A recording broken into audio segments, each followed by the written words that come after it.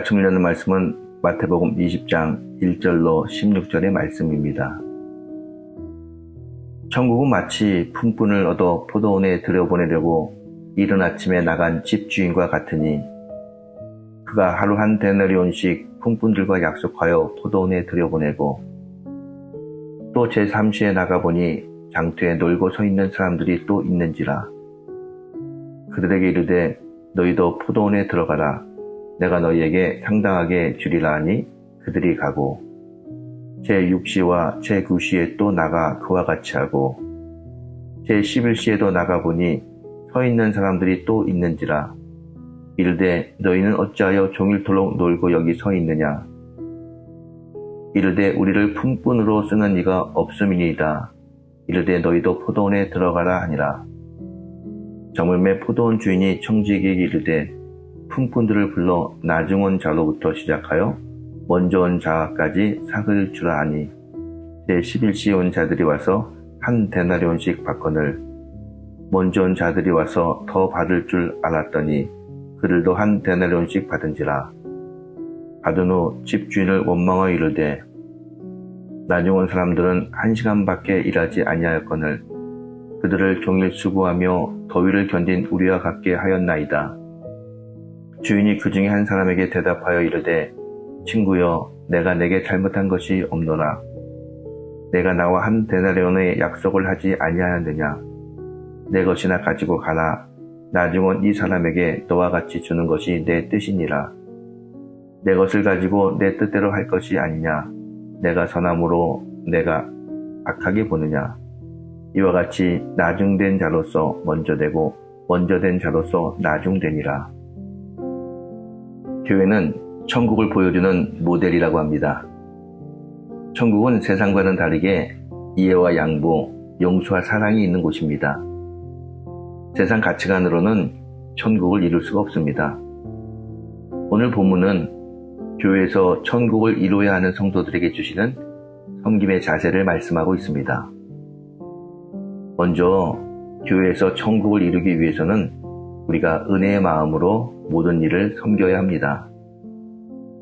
천국을 이루어가는 자에게 가장 중요한 마음은 은혜의 마음입니다. 그러나 본문에 나타난 일꾼들은 은혜의 마음보다는 보상 심리를 가지고 일했습니다. 내가 이만큼 일했으니 이런 보상을 받는 것이 마땅하지 않은가. 이 마음이 그들의 마음이었습니다.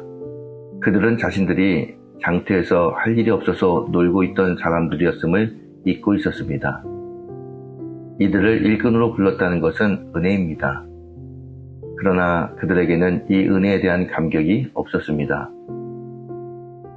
하나님은 우리가 땀 흘려 일하면 반드시 보상하십니다.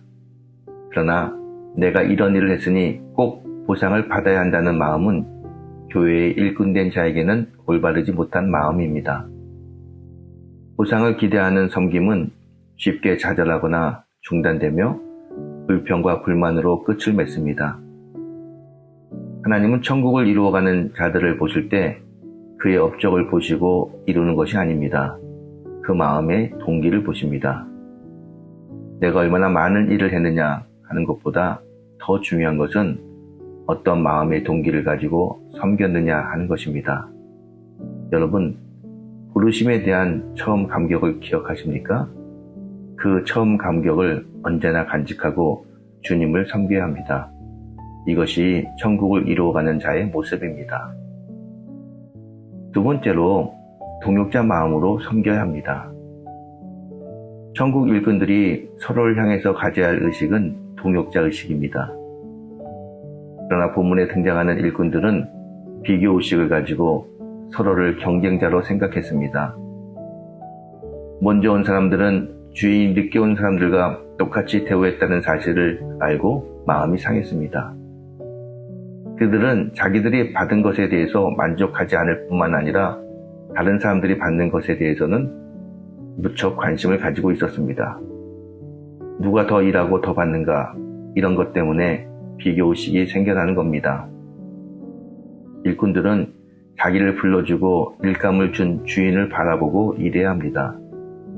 그렇지 않고 옆을 바라보고 일을 하게 되면 비교의식이 생기고 그 공동체는 갈등을 겪게 됩니다. 우리 모두 비교의식을 버리고 동역자의 마음으로 교회를 천국의 모델로 만들어 가야 합니다. 마지막으로 성도는 빚진 자의 마음으로 교회를 섬겨야 합니다. 천국 일꾼의 신앙생활은 철저히 빚진 자의 원리로 이루어집니다. 이 빚진 자의 마음이 많아지면 사람은 겸손해질 수 있습니다. 그래서 예수님은 오른손이 하는 것을 왼손이 모르게 하라 라고 말씀하셨고, 사도 바울은 나는 모든 사람에게 빚진 자라고 말씀했습니다. 빚진 자의 반대 개념은 공로의식입니다. 이 공로의식만큼 비기독교적인 사고방식은 없습니다. 우리에게 공로의식이 많아지면 많아질수록 내 공로가 무시되고 있다는 생각이 들면 괴롭습니다. 개인이 교회를 섬기면서 낙심하게 되는 가장 큰 원인은 바로 이 공로의식 때문입니다. 우리가 공로의식을 갖지 않으려면 내가 무엇을 했는가 하는 것은 잊어버려야 합니다. 자신의 섬김의 모습을 기억하지 말아야 한다는 것이죠.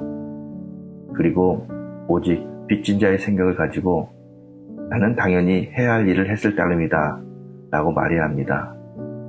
그리고 주님만이 내 섬김의 진정한 의미를 아시고 판단하실 것임을 인정해야 합니다. 이것이 천국 백성의 모습입니다.